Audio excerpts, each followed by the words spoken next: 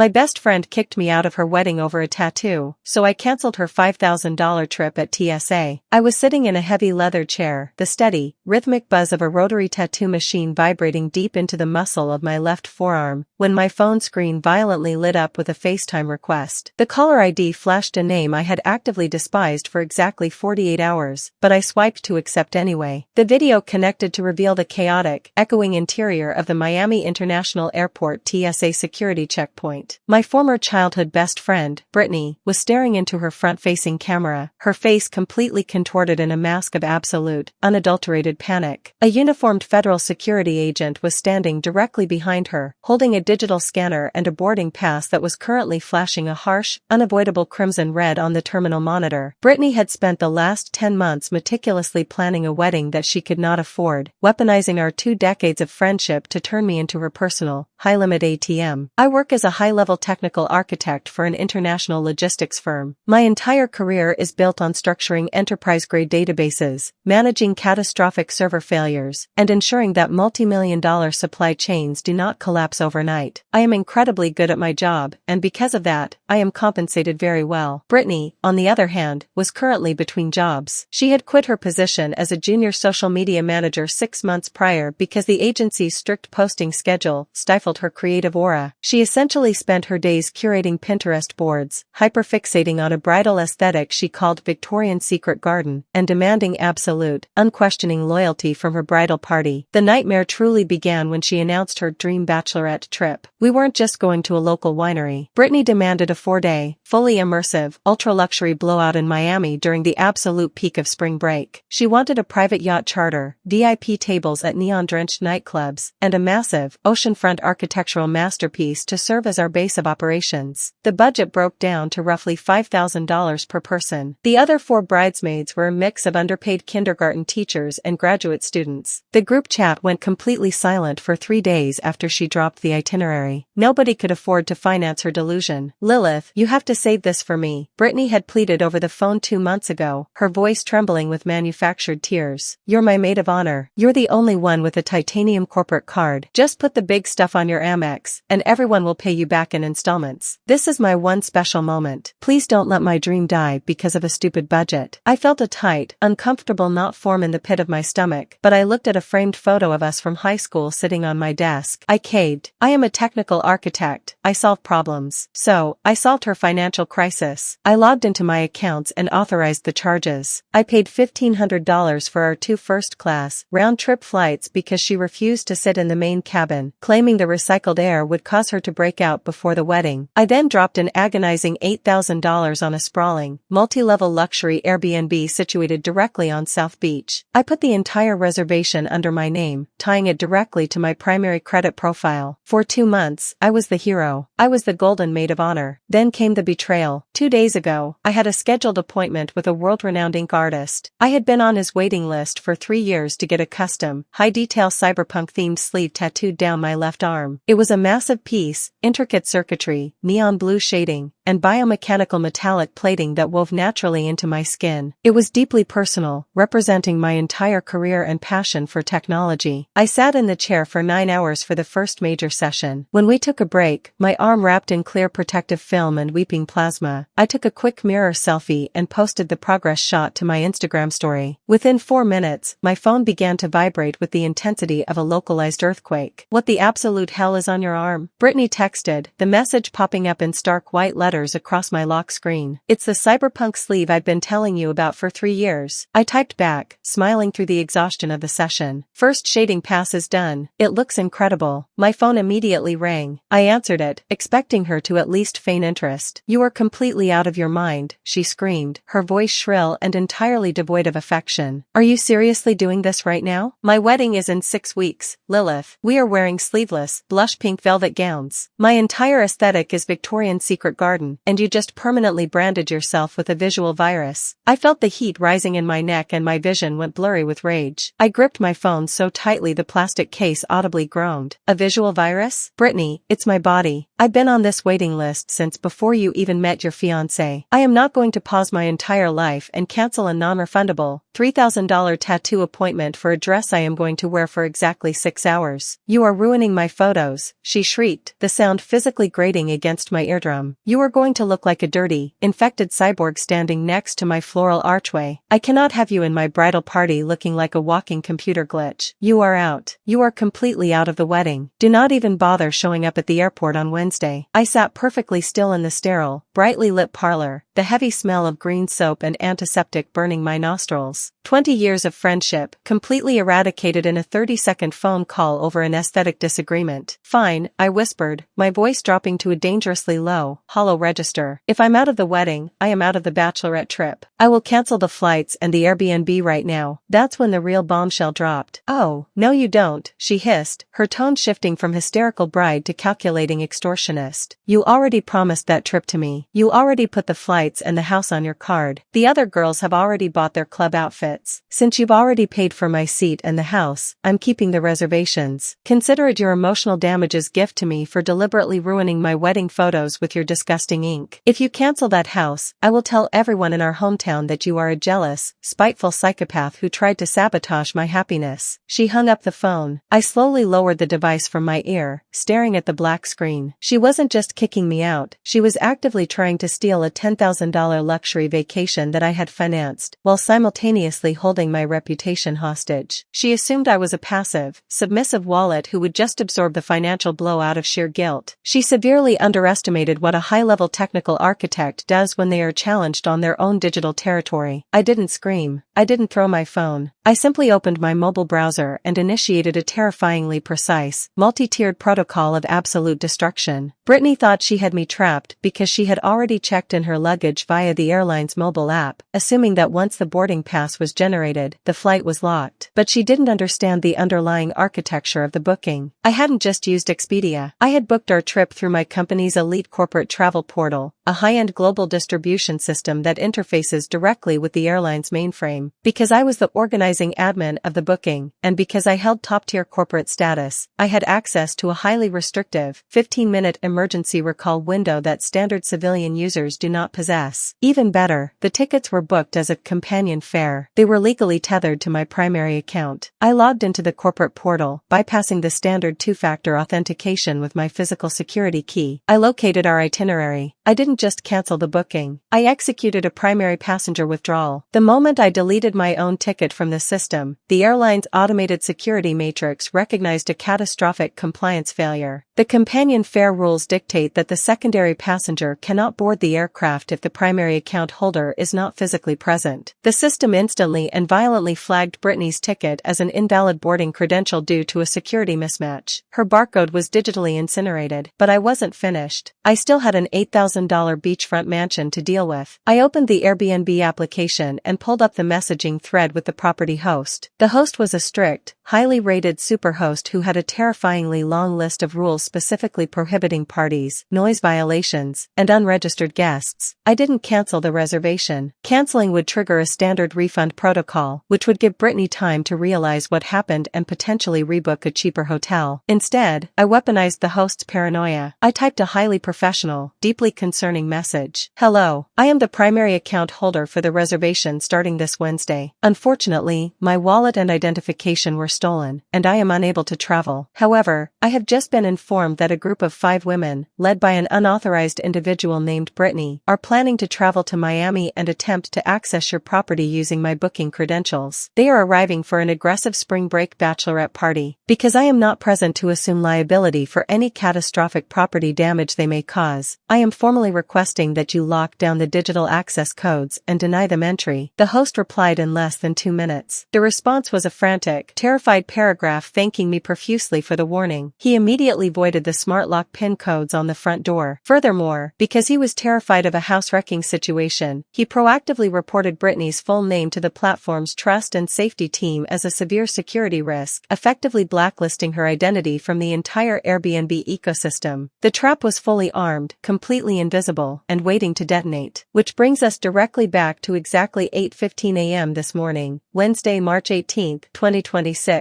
I was sitting back in the exact same tattoo chair, the artist gently wiping away excess ink from my forearm as he applied the final metallic shading to the cyberpunk circuitry. On my phone screen, Britney was completely melting down at the TSA podium, the camera shaking wildly in her hand. Behind her, a line of angry, impatient travelers was beginning to aggressively murmur. I could see a teenager in a neon hoodie actively filming her freakout for TikTok. Britney herself was dressed in a pristine, white velour tracksuit with the word bride rhinestoned across the chest in glittering pink letters. She had literally just finished filming a smug "Get ready with me" for my Bachelorette video in the terminal bathroom before marching up to security. "Lilith, my ticket is gone," Britney screamed into the phone, her voice cracking under the sheer weight of her panic. She spun the camera around to show the grim-faced TSA agent tapping a keyboard. "The desk says the primary cardholder initiated a security recall. They said you reported the itinerary as a fraudulent compliance breach. What did you do to my boarding pass?" I didn't adjust my posture. I didn't raise my voice. I leaned slightly closer to the microphone, feeling the cool, satisfying rush of absolute victory wash over my entire nervous system. "I simply updated the system architecture, Britney," I replied calmly, watching her face pale on the high-definition screen. "I realized that a gift usually comes from someone you actually respect and care about. Since I am now classified as visual trash, and you barred me from your aesthetic-obsessed wedding, I decided to recycle that $1,500 into a custom-built, liquid-cooled rendering server for my home office." "You can't do this," she shrieked, tears of pure entitlement actively ruining her meticulously applied setting powder. "My bags are already on the plane. The other girls are already flying out on different airlines. We have VIP tables booked tonight. You have to call them and fix this right now. You owe me this trip." "I don't owe you oxygen, Britney," I whispered, the cold steel of my tone cutting directly through the chaotic noise of the airport terminal. "You demanded a luxury lifestyle on my dime, and then threw me away like garbage because my skin didn't match your velvet curtains. I hear the airport Cinnabon is absolutely fantastic this time of year. Enjoy the staycation." I didn't wait for her to respond. I terminated the FaceTime call, immediately opened her contact file, and permanently blocked her number. I then blocked her on Instagram, Facebook, and LinkedIn for good measure. The fallout was a cascading series of catastrophic logistical failures. Because Britney's digital boarding pass was violently voided after her luggage had already been loaded onto the aircraft, the airline was legally required to intervene. Federal aviation regulations strictly mandate that a passenger's checked baggage cannot fly if the passenger is not physically on the plane. It is a severe security protocol designed to prevent explosives from being loaded onto flights. The gate agents had to halt the boarding process, dispatch a ground crew to the cargo hold, and manually dig through 200 suitcases to locate Britney's massive, heavy hardshell luggage. They pulled her bags off the plane. The flight was delayed by 45 minutes, earning her the absolute hatred of every single passenger sitting at that gate. Britney was left entirely stranded in the terminal, forced to sit on a hard plastic chair by the baggage service office for 4 agonizing hours while the airline processed her luggage return. She was hit with a $500 last-minute cancellation penalty because her ticket was voided inside the 24-hour departure window. But the true devastation occurred precisely 3 hours later in Miami. The 4 other bridesmaids, who had flown on budget airlines out of a different airport, arrived at the sprawling, $8,000 beachfront mansion at noon. They dragged their luggage up the pristine white steps, sweating in the suffocating Florida humidity, and aggressively punched the digital PIN code into the front door. The lock flashed red. "Access denied." They punched it again. Red. According to the frantic, enraged text messages I received from one of the Kinder bridesmaids, a girl named Sarah who never actually wanted to go on the trip in the first place, the group stood on the porch for 20 minutes before the superhost physically pulled into the driveway. The host did not bring welcome drinks. He brought a terrifyingly stern demeanor and threatened to call the Miami-Dade police for trespassing if the unauthorized spring break party didn't immediately vacate his private property. When the girls finally managed to get Britney on a phone call, standing on the scorching pavement with their luggage, the entire illusion completely shattered. Britney broke down sobbing, trying to spin a frantic, convoluted lie about how I had hacked her life and maliciously destroyed the booking out of sheer jealousy. But Sarah is a kindergarten teacher. She deals with toddlers lying to her every single day. Sarah Sarah demanded to know whose credit card the house was actually booked on. Britney hesitated, stuttered, and finally admitted she hadn't paid a single dime for the entire multi-thousand-dollar vacation. She confessed that she had kicked me out of the wedding over my tattoo, but assumed she could just keep my money. The mutiny was instantaneous and absolutely brutal. The bridesmaids realized they had flown across the country for a luxury vacation led by a broke, manipulative tyrant who had alienated their only actual funding source. They were stranded in one of the most expensive cities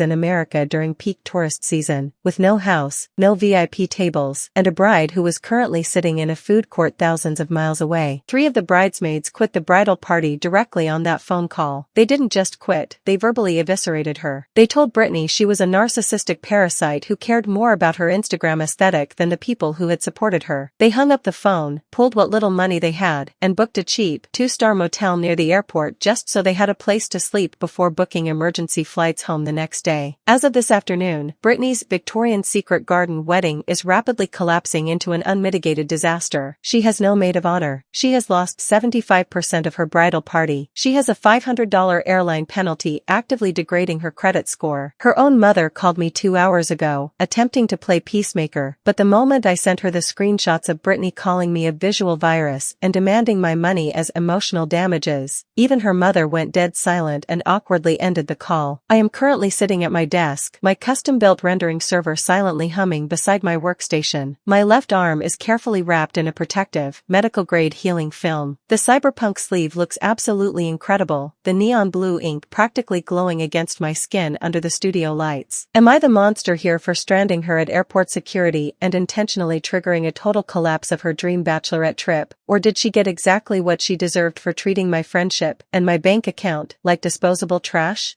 If you have made it this far and want to see more videos like this, then kindly subscribe and turn on notifications so you may never miss another story like this.